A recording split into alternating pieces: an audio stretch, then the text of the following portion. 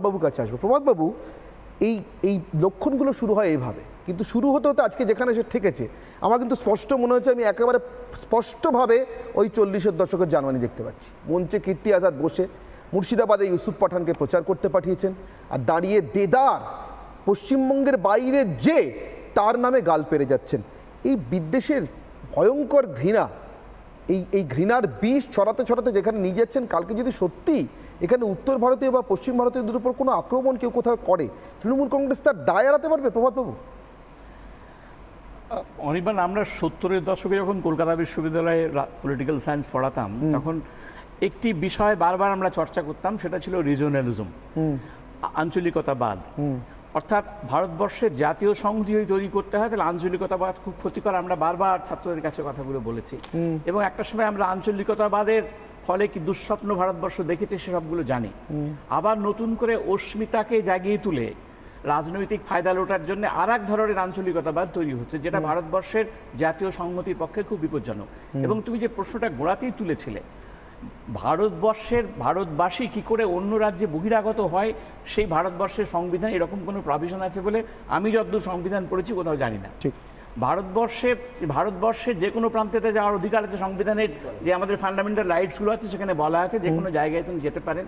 সুতরাং তাকে কেন বহিরাগত বলা হচ্ছে? এই বহিরাগত তত্ত্বটা বলা হচ্ছে কারণ আমার নিজের ধারণা হচ্ছে নির্বাচনের যে মূল ইস্যুগুলো, ধরো আমাদের দেশে ত্রিস্তরীয় নির্বাচন হয়, জাতীয় নির্বাচন, রাজ্য স্তরের নির্বাচন এবং স্থানীয় স্তরের নির্বাচন। জাতীয় নির্বাচন হবে তখন জাতীয় ইস্যু এবং রাজ্যের ইস্যু একসঙ্গে আসবে, সেই ইস্যুগুলো আসছে না। আমাদের রাজ্যের প্রধান ইস্যু হচ্ছে এখন নানান ধরনের অবিচার হয়েছে বলে আমরা দিনের পর দিন দেখতে পাচ্ছি। আঞ্চলিকতাবাদ কত ভয়ঙ্কর দেশের সংহতির পক্ষে আপনারা পড়াতেন না। আজকে যখন একটা নতুন ভারত গড়ার স্বপ্ন ভারতবর্ষে তৈরি হচ্ছে, এবং বারবার বলা হচ্ছে যে নতুন ভারত তৈরি হবে যদি জাতীয় সংহতিটা সুসংহত হয়, কিন্তু জাতীয় সংহতির পরিপন্থী শক্তিগুলো আবার নতুন করে মাথাচাড়া দিচ্ছে। সেটা ভারতবর্ষের এই উন্নয়নের অগ্রগতির পথে প্রতিবন্ধকতা তৈরি করবে, ভারতবর্ষের মধ্যে জাতীয় ঐক্য তৈরি করার পথে প্রতিবন্ধকতা তৈরি করবে। আমরা যদি সাম্প্রদায়িকতাবাদী কাজও করি সেটাও ভারতবর্ষের জাতীয় সংহতির বিরোধী, আমরা যদি আঞ্চলিকতাবাদী কাজ করি সেটাও ভারতবর্ষের জাতীয় সংহতির বিরোধী। সুতরাং আমরা রাইজিং ইন্ডিয়ার যে স্বপ্ন দেখছিলাম, আমাকে খুব বিদেশে যেতে হয় এখানে ওখানে বক্তৃতা করতে গিয়ে। আমি ভিয়েতনামে কিছুদিন আগে গেছিলাম, সেখানে ওরা বলছিলেন যে তোমাদের দেশের ইকোনমিক ডেভেলপমেন্ট খুব ভালো হচ্ছে, আমরা দেখতে পাচ্ছি। অর্থাৎ এই ইকোনমিক ডেভেলপমেন্টটাকে ঠিকঠাক রাখার জন্য আমাদের প্রয়োজন হচ্ছে একটা সম্পূর্ণ জাতীয় সংহতি। কিন্তু এই আঞ্চলিকতাবাদী বা সাম্প্রদায়িকতাবাদী যে কথাবার্তাগুলো, ভাবনাগুলো আমাদের ভারতবর্ষে ছড়াচ্ছে, সেগুলো আমাদের দেশের জাতীয় সংহতির পরিপন্থী এবং ভারতবর্ষের বৃহত্তর উন্নয়নের পরিপন্থী বলে আমার বিশ্বাস। এবং যে প্রশ্নটা আমরা আলোচনা করছিলাম, যে একটা অস্মিতা তৈরি করে, একটা জাতিগত অস্মিতা তৈরি করে নির্বাচনী সাফল্য আসবে, কিন্তু জাতীয় ভারতবর্ষের যে এত বড় একটা দেশ, এই রাষ্ট্র ক্ষমতা তো ভারতবর্ষের দিল্লিতেই আছে। এই রাষ্ট্র ক্ষমতা ভারতবর্ষের নীতি নির্ধারক। সুতরাং এই যে রাজনৈতিক দলগুলো আজকে নির্বাচনে লড়ছেন, তাদের উচিত যে নির্বাচনের মূল ইস্যুগুলো মানুষের সামনে নিয়ে আসা, যাতে করে মানুষের পক্ষে সুবিধা হয় যে তারা কাকে ভোট দেবেন সেটা ঠিক করে নিতে পারেন। যেগুলো খুব অপ্রাসঙ্গিক ইস্যু সেগুলোকে সামনে এনে প্রাসঙ্গিক ইস্যুগুলোকে পিছিয়ে দেওয়ার একটা হয়তো পরিকল্পনার মধ্যে আমি সেটাই দেখাচ্ছি প্রভাতবাবু, আমি সেটাই দেখাচ্ছি প্রভাতবাবু। কিন্তু সবার শেষে মাঝখানে দুবার ছেদ পড়েছে। শঙ্কুদেব, আমি আনইন্টারেপ্টেড 1 মিনিট দেবো। আমি একটা হিন্ট চাই শঙ্কুদেব আপনার কাছ থেকে। তার আগে আমি একটা জিনিস দেখাই।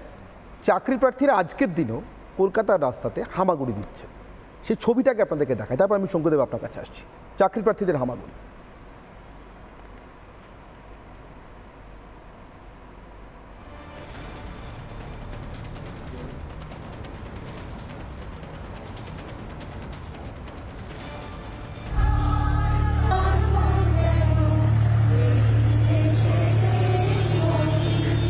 আমাদের ভোট থেকে 10টা বছর হারিয়ে গেছে।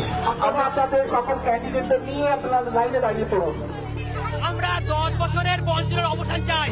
সকল চেক পাস ট্রেনদের সাথে সুনিশ্চিত করতে হবে। তার দাবিতে আমাদের আন্দোলন চলবে।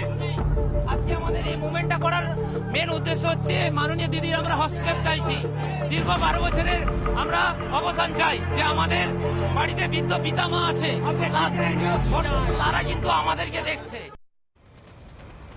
এই যাদের ভাত না দিয়ে জাতের বড়াইটা চলছে শঙ্কুদেব, এরা বলছেন আমার এই দেশেতেই জন্ম যেন এই দেশেতেই মরি। অভিষেক বন্দ্যোপাধ্যায়রা এখনো পর্যন্ত লড়িয়ে যাচ্ছেন, গুজরাটি, উত্তরপ্রদেশি, বাঙালি, বিহারি, অসমিয়া লড়িয়ে যাচ্ছেন আমাদেরকে। কারণটা কি? কোনো হিন্ট আছে আপনার কাছে শঙ্কুদেব? দেখুন, লড়ানোর ক্ষেত্রে এদের নীতি খুব স্পষ্ট, এদের দ্বিচারিতাও স্পষ্ট। ধরুন, আমায় মার্জনা করবেন, আমি এই শব্দবন্ধ প্রয়োগ করছি, বাংলায় একটা বহুল প্রচলিত শব্দ আছে যে বিশেষ বিশেষ কারোর ক্ষেত্রে যেটা লীলা, সেটা তৃণমূল কংগ্রেসের ক্ষেত্রে অন্য কিছু। সেই অপশব্দ আমি প্রয়োগ করতে পারছি না। তার মানে আপনি লক্ষ্য করে দেখবেন, অন্য কেউ এলে তিনি বহিরাগত, প্রধানমন্ত্রী এলে তিনি বহিরাগত, অমিতজি এলে তিনি বহিরাগত, ইভেন কোনো দিন আপনাকে আমাকে সবাইকে বহিরাগত বলতে পারে, কিন্তু ওরা ঠিক করে দেবেন কে ওনার ঘরের লোক, কে বাংলার লোক। কীর্তি আজাদ ওনার বাঙালির লোক, বাংলায় ওনার জন্ম, বাংলায় ওনার কর্মভূমি, বাংলাকে উনি ভালোবেসে আছেন। ফলে এই সার্টিফিকেট দেওয়ার হচ্ছে পুরো ক্রেডেন্সিয়াল তৃণমূল কংগ্রেস নিয়েছে। কিন্তু আপনি মনে রাখবেন, এই যে লীলা ক্ষেত্রের কথা বলছিলাম, তৃণমূল কংগ্রেসের এই বহিরাগত আইডেন্টিফাই করার একটা অন্যতম লীলা আজকে না বলে পাচ্ছি না। সেটা হচ্ছে, আপনি দেখবেন তৃণমূল কংগ্রেস বাংলার ছেলে, আমায় মার্জনা করবেন, অন্য দলের কথা বলবো, অধীর চৌধুরীকে জোট করবার সময় পাত্তা দেয় না, কিন্তু ইতালির শাসককে তার নিজের লোক বলে মনে করে। এটা হচ্ছে তার লীলা। তো ফলে তৃণমূল কংগ্রেসের এই ধরনের লীলা স্থান এখনই তো সবে 1 মিনিট এখনো হয়নি ভাস্করদা, এতক্ষণ পর্যন্ত বলছেন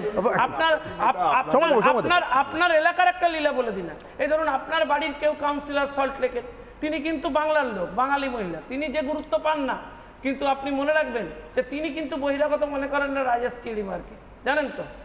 এটা হচ্ছে তৃণমূল কংগ্রেসের লীলা। ফলে তৃণমূল কংগ্রেস ঠিক করে নেয়, যতক্ষণ পর্যন্ত বাংলার অবাঙালি ব্যবসায়ী তৃণমূল কংগ্রেসের ফান্ডে 400 কোটি টাকা দেবে, ততক্ষণ পর্যন্ত সেটা লীলা। তিনি হচ্ছেন বাঙালি, তিনি বাংলার লোক, বাংলার মানুষের লুটে বাংলার মানুষের 12টা বাজিয়ে দিচ্ছেন। গোটা বাংলা থেকে টাকা বাইপাসে বেরিয়ে চলে যাচ্ছে, ঘুরপথে সেই টাকা ঘুরে তৃণমূলের ফান্ডে বন্ডে চলে আসছে। বাংলার ক্ষেত্রে সে নিয়ে, বাংলাকে যে লুটে নিয়ে যাচ্ছে সে নিয়ে তাদের কোনো বক্তব্য নেই, ততক্ষণ পর্যন্ত সেটা লীলা। তারপরেই সেই বিশেষ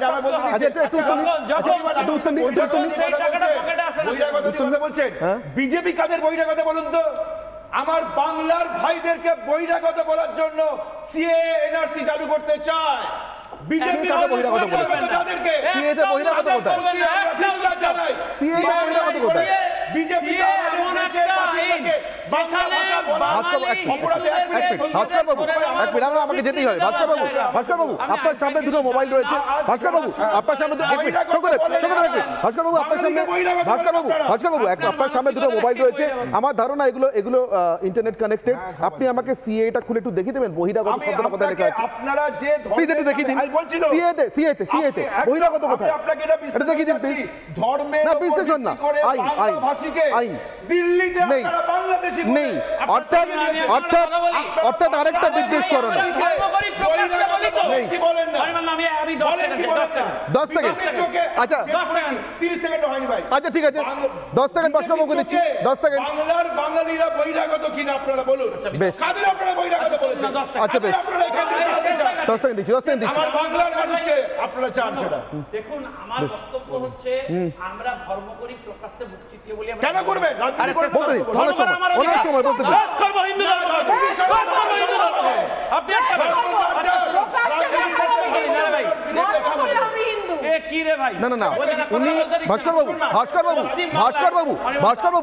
উনি যদি প্রকাশ্যে গর্ব করে বলেন আমি হিন্দু, না তাতে তো কোনো বিদ্বেষ নেই। উনি তো কাউকে, এক মিনিট, ভাস্কর বাবু, ভাস্কর বাবু, কেউ কারণ নিজের ধর্ম যদি বলেন তাতে তো কোনো বেআইনি নেই, তো। কিন্তু তার জন্য যদি কাটাকাটি করেন তাতে বেআইনি আছে, অবশ্যই আছে। উনি তো বলছেন না কেউ বহিরাগত। এক মিনিট, আচ্ছা ভাস্কর বাবু, উনি তো ওরা ধর্ম পরিচয়টা দিয়ে তারপর বলছেন না অমুক অমুক ধর্ম বহিরাগত, না বলছেন না তো, কাউকে বহিরাগত বলছেন না, নিজের ধর্ম পরিচয়টা দিচ্ছেন। আমি হিন্দু, গর্বের সাথে বলি আমি হিন্দু। আমার প্রবলেমটা কোথায় আমি আপনাকে বলছি অনির্বাণ বাবু, এরা পশ্চিমবাংলা একটা মাহল তৈরি করেছে, একটা অলিখিত বার্তা। সেই বার্তাটা কি? আমি পশ্চিমবাংলায় দাঁড়িয়ে গর্বের সাথে বলবো আমি হিন্দু, সঙ্গে সঙ্গে এরা বলবেন আমি সাম্প্রদায়িক। শুনুন না, আপনি বলবেন আমি সাম্প্রদায়িক। আর তখন ইনি দাঁড়িয়ে হিন্দু বিরোধিতা করবেন। আপনি তখন বাঙালি ইনি নন, বাংলার মানুষ নন। ফলে আপনি এরা হিন্দু সময়ের পরিচয়ে নিজেকে ভিত্তিতে পরিচিত কখনো হতে চান। ধর্ম, কেন বাঙালি হিন্দু নয়? একজন বাঙালি হিন্দু নয়। পরিচয় রাজনীতি হতে পারে, ধর্মীয় হতে পারে, আপনাদের ধর্মীয় পরিচয়টা বড় করে বলেন। আপনারা যাদের বহিরাগত বলেন তারাও বাঙালি, তার ভিত্তিতে তারাও ভোট চাইতে বাঙালি। পারতেন। সে আপনার ধর্মের লোক নয়, আপনি তারাও বিষয়ে বাঙালি। কথা বলেন না কেন? আমি একটা আমার জিনিস- বক্তব্য হচ্ছে, আমি একটা আপনার জিনিস- নেতা আমি- কাজের ভিত্তিতে ভোট চাইতে কি ভয় পাচ্ছেন? আমি একটা জিনিস আপনার সত্যি- ধর্মের কি ভয় পাচ্ছেন? আমি এক মিনিট